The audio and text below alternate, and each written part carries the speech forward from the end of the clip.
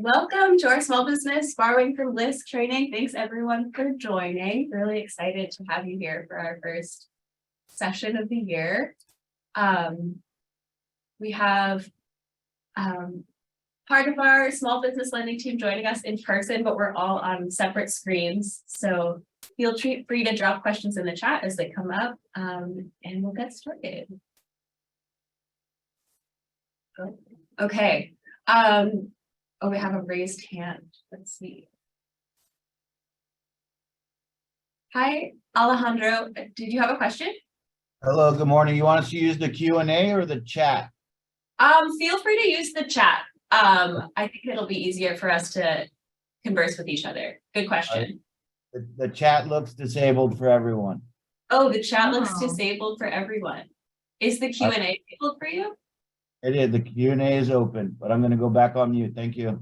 Okay. Yeah. Feel free to use the Q&A then if that's what's accessible.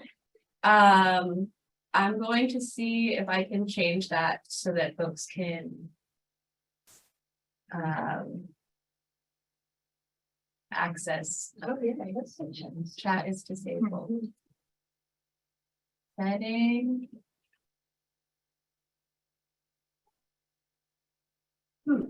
Okay. Well, since the chat is disabled, let's go ahead and use the Q&A. Let me know if you're having trouble with that. I'm going to dismiss this question since I dismissed it. Okay, thanks for Alejandro for raising that. And then, okay, so we'll be using the Q&A, not the chat. But for our session today, we're going to just quickly go through the folks on our LISC small business lending team, share a little bit about our lending work and our portfolio right now. And then we'll go through our lending process, our thresholds for our LISC small business loans. And Tamara on our team will take us through an example loan and to think through how this business might be supported by a loan and things that are helpful to think about. And from there, moving from the hypothetical, we'll take some time to talk about how folks on the call can be best prepared for a LISC small business loan. And we'll share some resources and next steps at the end. So thanks again, everyone, for joining. We're going to start with just a small intro poll. So I've dropped in the chat a link to a poll. Feel free to click there and you can share first where you and your business are based, and then we'll ask some questions about pain points. So I'm going to share responses to that. All right. Great. So I see folks. Where are you and your business based? We've got some folks in California. I think that's the Chicago right here. That's a little bit more middle of the state. Okay. Sorry. My geography is off today.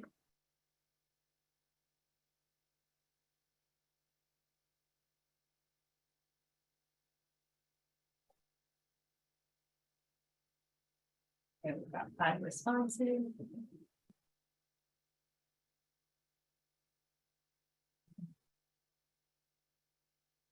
Folks, 1 more minute. Okay, and then next we'll move to second question.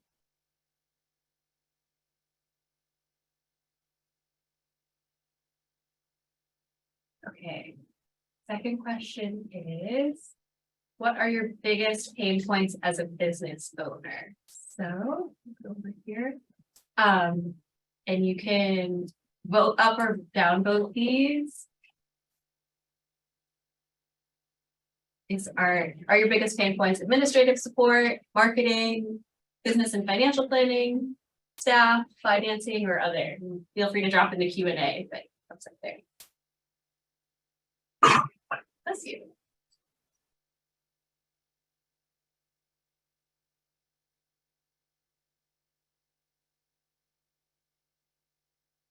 Everyone's quiet on the poll today. You know what? And are folks having trouble using the poll? Jeremy just responded. Oh, finances. Thanks, Jeremy.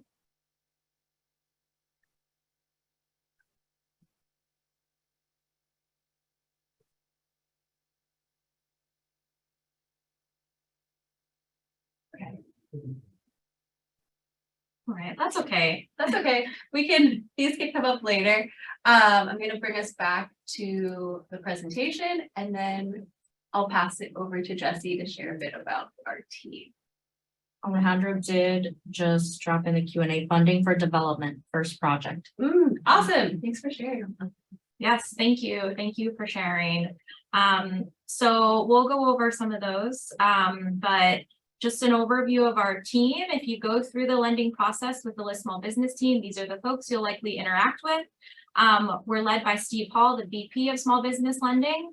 Once you start the process, you're going to be working with our business development officers who will walk you through the documentation and talk to you about your needs and what we can offer. That will be David and Jay. Then we have our underwriting team, Vanessa, Karen, and Tamara, who will be underwriting your loans. And then the closers and asset managers who will work with you once the loan is approved and closed. And then it's Lily and Alice. And I'll have them, they'll introduce themselves if they're speaking.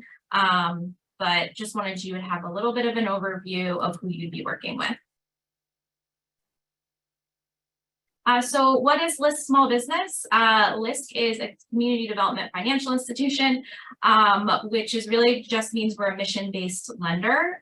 So really we're focusing our financing on small businesses that are located in low and moderate income communities.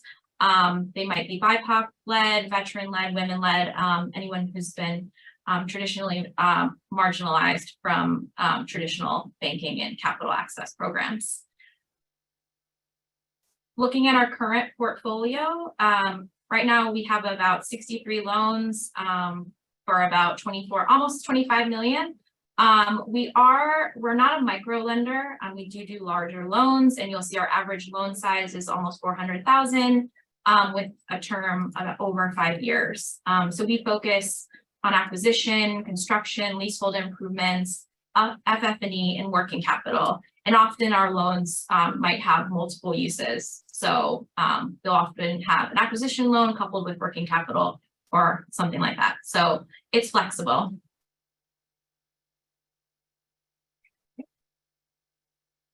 Okay, I'm going to pass it over to David to share a little bit about our lending products that Jesse just referenced. Yeah, thank you, Jesse. Thanks, Alyssa. So our lending products, as you can see, really start at the $100,000 and above level. And then from there, we really try and take a needs-based approach. So for permanent working capital, that need might be related to funding for mobilization of contracts or opportunities that you have. More specifically, it might be for staffing. Maybe we can cover 3 to 4 months of staffing for additions you might need to make to take on those opportunities. It might be covering some front-end expenses, inventory, materials, again, related to those needs that you have, or just other ways that you can really enhance your operations with additional working capital. We really work with you to try and understand those needs. Similarly, leasehold improvements, that could be fitting out a new space that you're leasing, an existing space and upgrades that you're making, furniture, fixtures, and equipment that might be related to that. Separate equipment needs too. So maybe it's one piece of equipment or a series of equipment upgrades you need to make in order to really enhance your operations again and maybe become more efficient or reduce costs in other ways.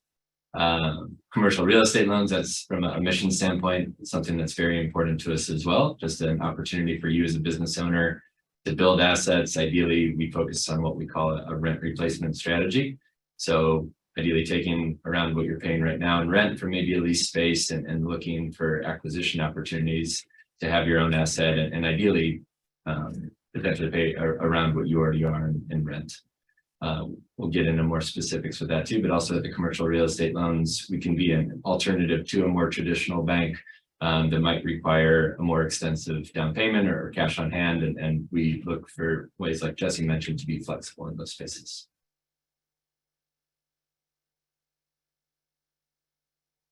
Pass that to Karen, I think, for the next. Yep. Hi, everybody. I'm Karen Bennett. I'm a small business underwriter based out of Phoenix, Arizona. I've been with LISC for 2.5 years. And some of our general thresholds for our business lending products is we do not do startups. So basically time in business is 2 years. Business revenue is greater than $100,000 annually. Global debt service coverage ratio of 1.2 times. And what that consists of is all of your business income, your personal income, your business debt, and your personal debt. And what we do is we put those all on a big fun table and we calculate your global debt service coverage ratio. We do look for a equity injection, so cash into the project of at least 10%. Credit score requirements are 600. And then for real estate acquisition, we want to have a credit score greater than 650. We do background checks.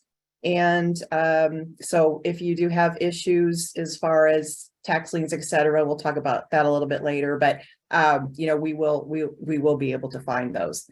And then also you must be a business entity. We do not lend to individuals doing business as. So as we move through the process, you would need to form an S corp or a partnership for us to enable to lend to you.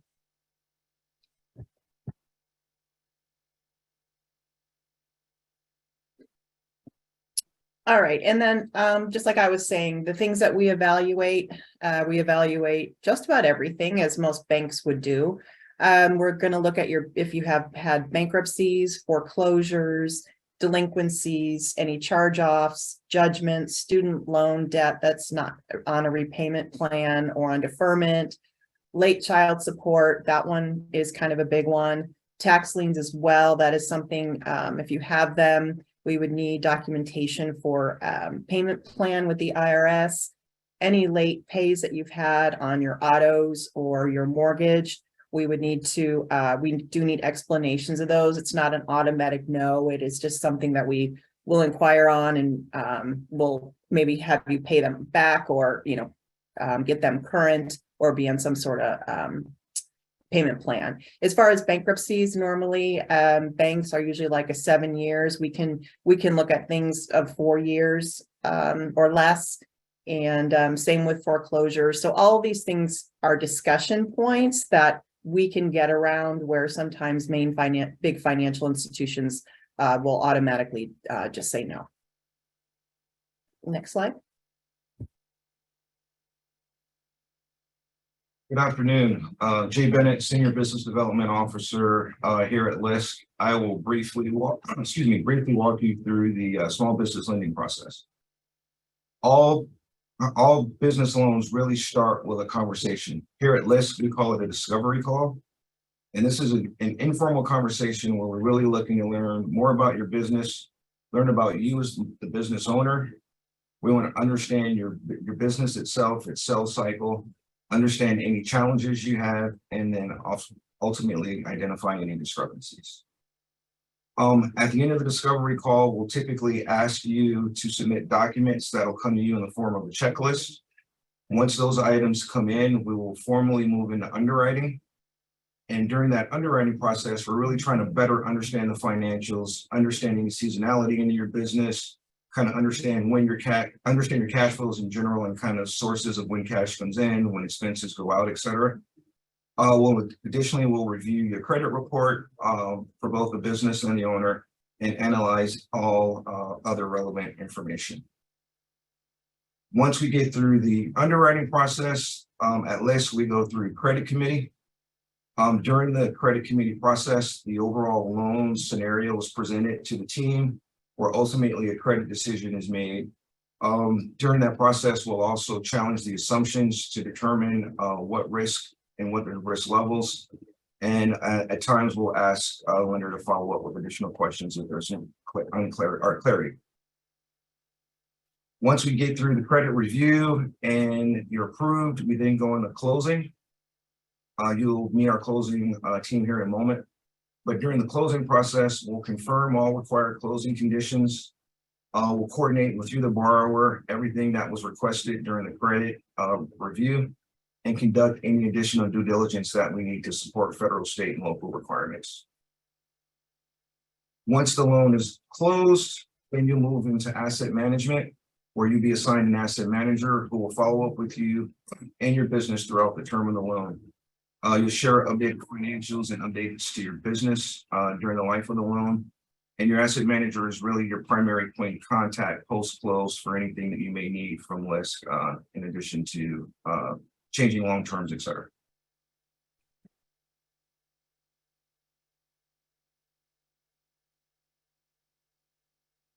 What should the borrower expect?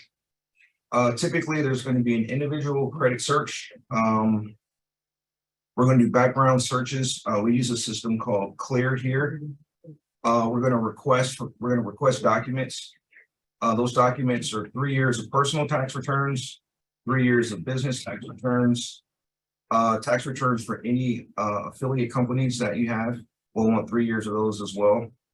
We'll want interim financial statements, which will include profit and loss statement and balance sheet. We'll look for personal financial statement. We'll ask for a business debt schedule that'll show, any obligations that the business has outstanding. We'll ask for your articles of incorporation, if you're a corporation, or we'll ask for your organization documents if you file as an LLC. We will request a W-9 form. We will ask or get an IRS determination letter. Any lease agreements that you have, we'll request those. And we'll want contracts or quotes for any leasehold improvements or FF&E improvements. And finally, we will ask for a personal guarantee for the business of all business owners. And then Karen, could you speak to this for us? Absolutely.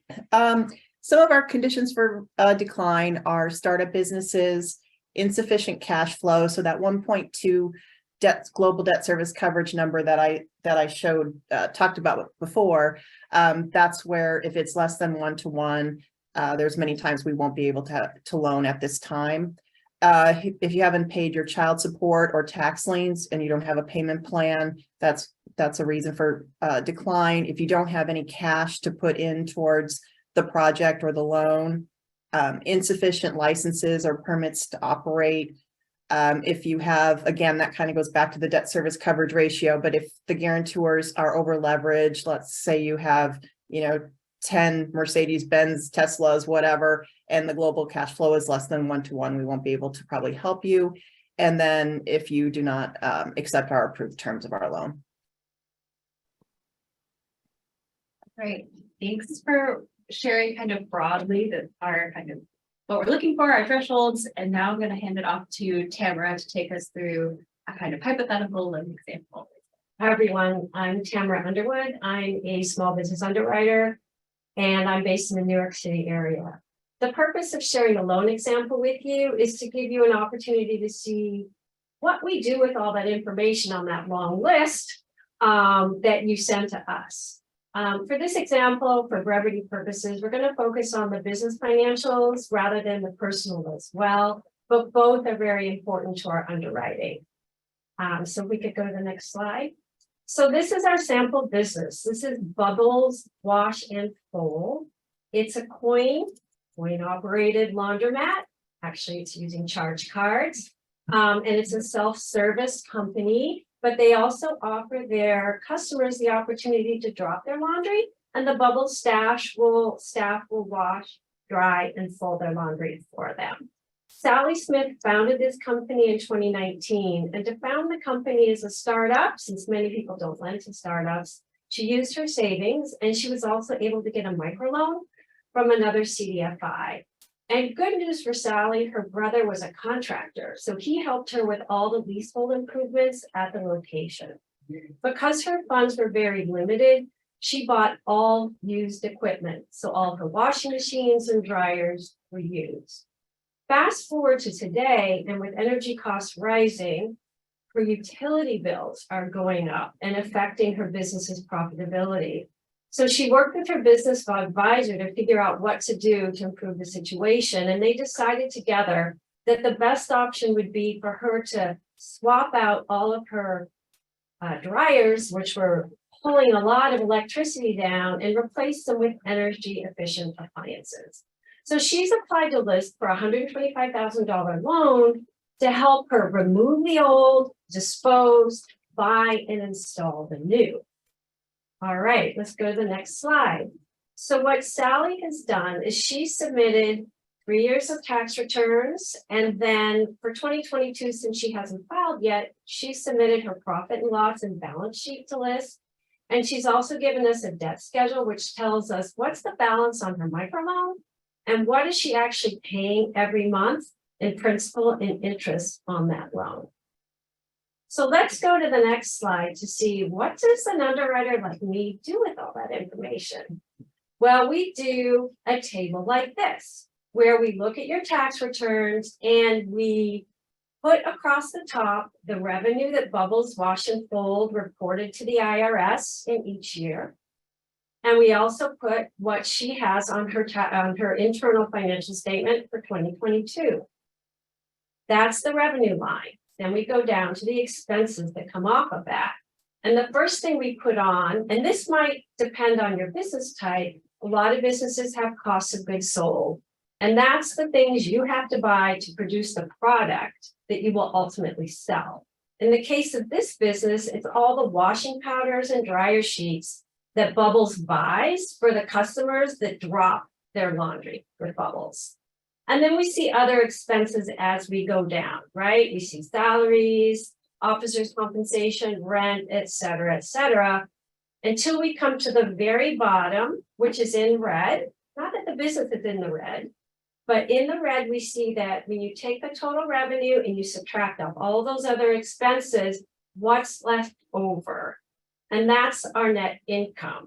So now I want you to get ready with the question and answer boxes. This is where you get to become the underwriter. And I want to ask you to put in the question and answer, what do you notice about what happened to revenue between 2019 and 2020?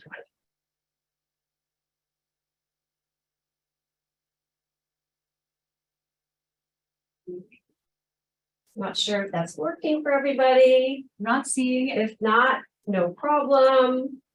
Let's see, I see someone with a hand raised. Let me see if they want to come on and speak. Somebody in the question and answer did note it. Revenue decreased. Okay, great. And what do we know happened between 19 and 20? The pandemic, right? So that was likely the cause of that decrease in revenue. Now, what do we see in the subsequent years? What happens to revenue from 20 through 2022? And put that in the question and answer.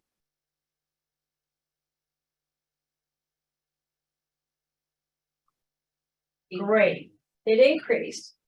What's interesting to point out here is although it got better in 21, it was still less than 2019. She doesn't really catch up as a business owner until 2022. Next question, what do you notice about utility expense? Down in the utilities line item across the 3 years. What's happening to it?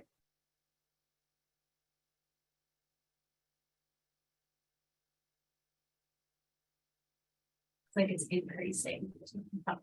It's increasing. Now, as an underwriter, that's a really important piece of data because it means the financial statements are telling me exactly your story that you told me about why you're applying for a loan. Because this business owner wants to get rid of the old dryers and get new energy efficient dryers. So the financials tell us a lot, actually. All right. Is this business profitable based on what you see across these different financial periods? Yes or no? We see one that says yes and one that says not yet. Not yet. Okay, that's terrific. Now, the next step that the underwriter does is they go across and create another table because we love tables, of course. So can we go to the next slide? So the underwriter then takes, let's go forward one, takes the net income information and transfers it to another table. And what the lender is trying to find out is, with that net income left over, is there enough money there to pay the principal and interest on the existing microloan that the business already has, plus the $125,000 loan that the business wants to get from LISC, right? And why are we looking backward in time when we do this? In this case, it's because Bubbles isn't getting a second location. They're not expanding their square footage. They're really just swapping out 15 dryers for 15 new dryers. So it isn't necessarily going to be a future revenue generator. So we're not really looking forward. We want to look backwards to see, can the business handle this new debt based on how it performed in the past. So, question. Look down at existing loan.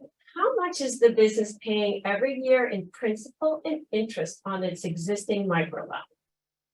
You can write that in the question and answer.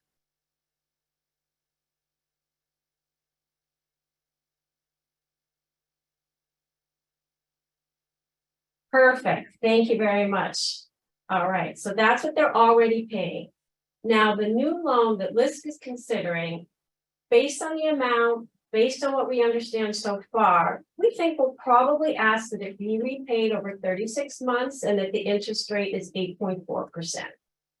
So, how much will that business pay in principal and interest on an annual basis based on this structure we're considering?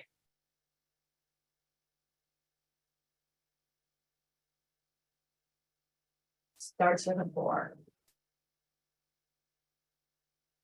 So it's $47,282. So total debt payments that the business needs to make out of its profit is $55,000.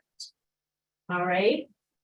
So let's look at 2020, right? That's the middle column here, the second column from the left. Did the business have enough net profit in 2020 to pay its existing loan and the proposed loan? Yes or no? No, exactly. So 2020 was a tough year. What do you see in the following 2 years, though? Does the business have enough money in those 2 years to pay its existing debt and the proposed debt? No, they didn't get PPP. I know, you're right. So what do you think? Do they have enough money in the following years to handle the 2 debts?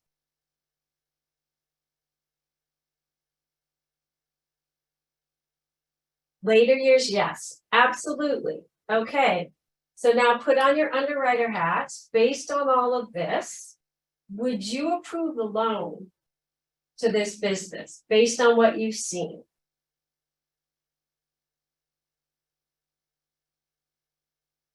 Everyone's on the fence. I'm not hearing anything.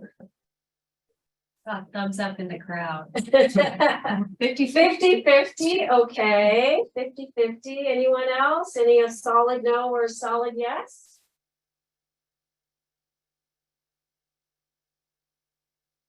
All right, well, thank you very much. I would be inclined to approve this loan if it were me by myself, because I see that in the most recent period, the business does have enough net profit to handle both loans. And I put a little bit more weight on the most recent period than I do on the prior periods.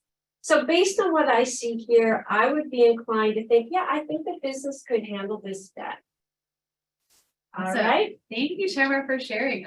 This is a really helpful example. We do have one question that was in the Q&A earlier to hear a little bit more about the global cash flow. Do you think you could speak to that a little bit? So I don't have a table with that, but what the global cash flow does is it takes the net income number that you see, right? And it adds together the net income number with the personal net income number that comes from the personal tax returns we receive and the debt information we get from the personal financial statement that you submit. And also we cross that, check that with the credit report that we pull, just to make sure that we're understanding what personal debt you have and how much you're paying personally. So we kind of run like a parallel cash flow on you personally that looks a lot like the business cash flow we just looked like at, and then we add them together. So perhaps Sally has personally, after she pays her taxes and pays for her student loans and her car loan, $50,000 left over. We would add the $50,000 and the net income together from the business to see what that new global looks like. So if Sally has minimal debt personally, the global debt service coverage will go up. But if Sally's personal cash flow is negative, the global cash flow will go down. And if they're in a negative personal situation, we have to ask ourselves, does it make sense for this person in this business at this time to take on additional debt? If there's financial stress on this side of the picture, even though there isn't that much financial stress on the business side. Hope that answers. That was really helpful. Thank you, Tamara. Awesome. All right, so next we're going to kind of transition from this hypothetical example with Sally's bubbles watch and fold. Thanks everyone for dropping in your responses and conversation in the chat. And we wanted to take a little bit of time to talk about how can folks on this call be best prepared to receive a loan? Are there any things that, no matter the situation, that we can kind of come with to the table to help underwriters and BDOs in our conversation as we move forward? So we have just 4 short things here, and I'll just briefly go over them now and then hand it off to the team. But to say, have a clear outline of how you plan to use your loan funds and what for. Have documents ready. So Jay had a very detailed list about documents you'll need, and kind of to have as many of those things prepared on the front end. That helps our team be able to take a look at those and say, hey, we need this in a slightly different format, or I see that we might have to work on this one together.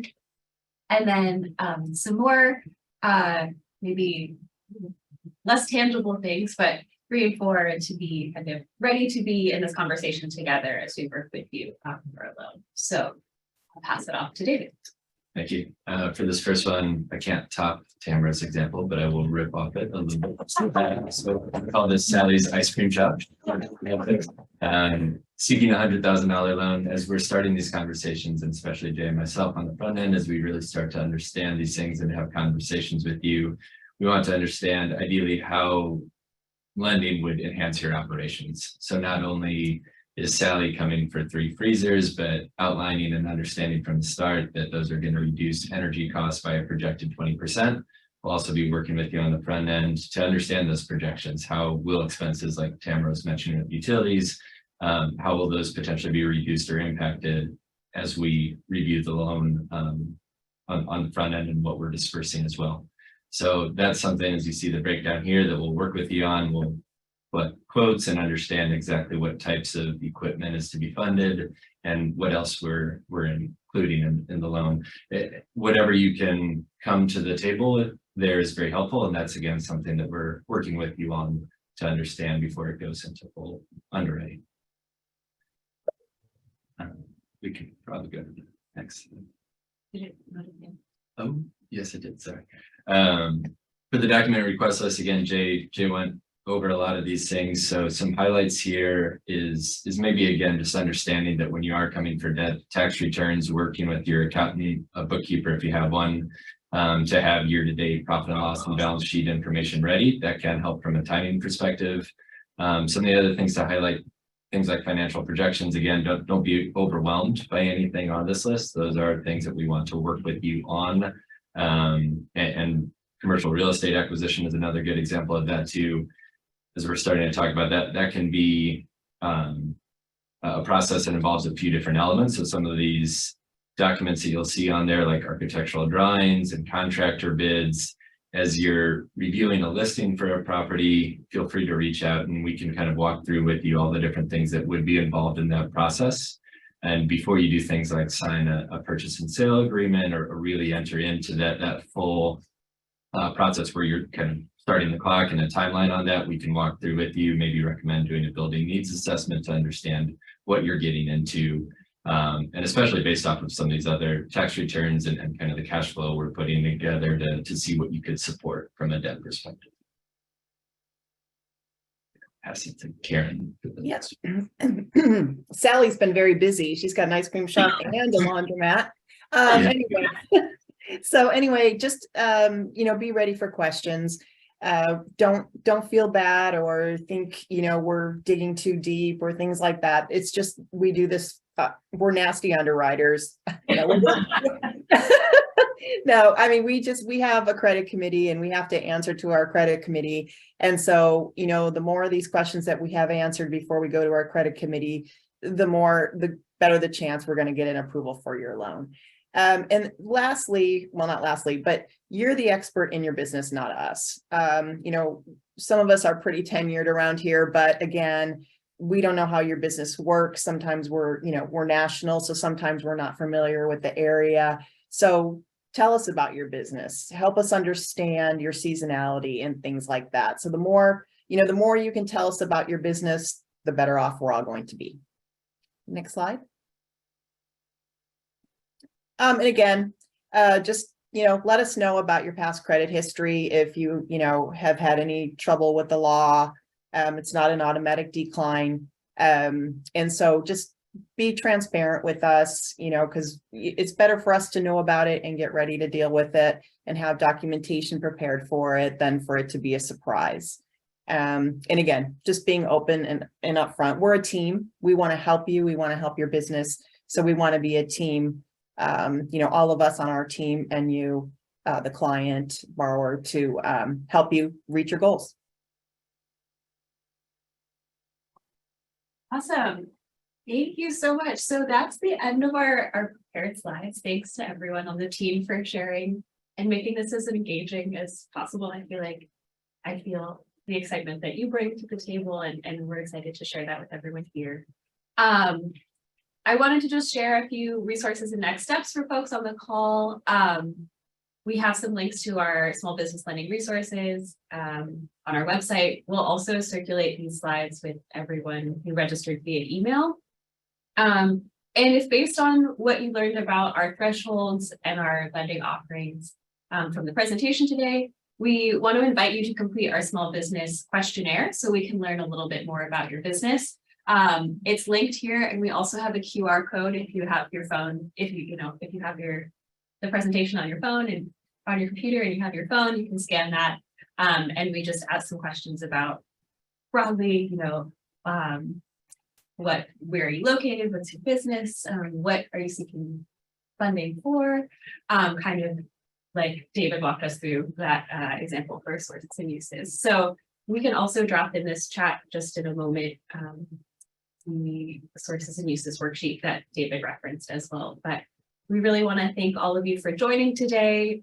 We really appreciate it and appreciate everyone taking the time. As small business owners, you have a million things going on all the time. And we're grateful to be here together.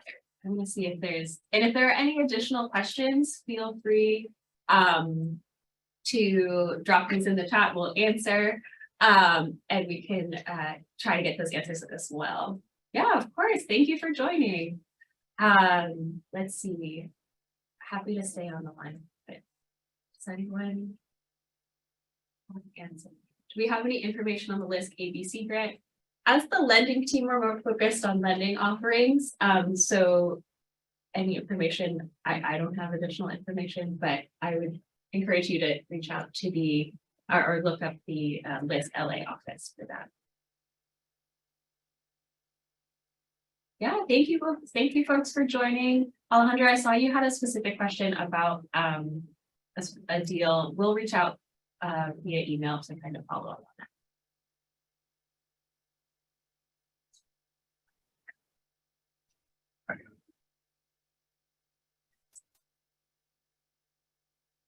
Great.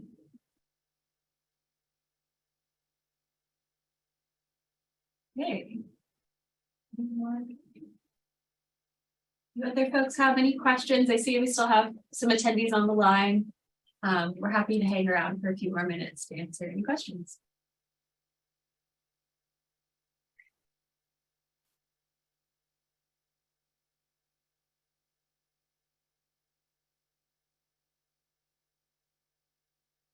All right.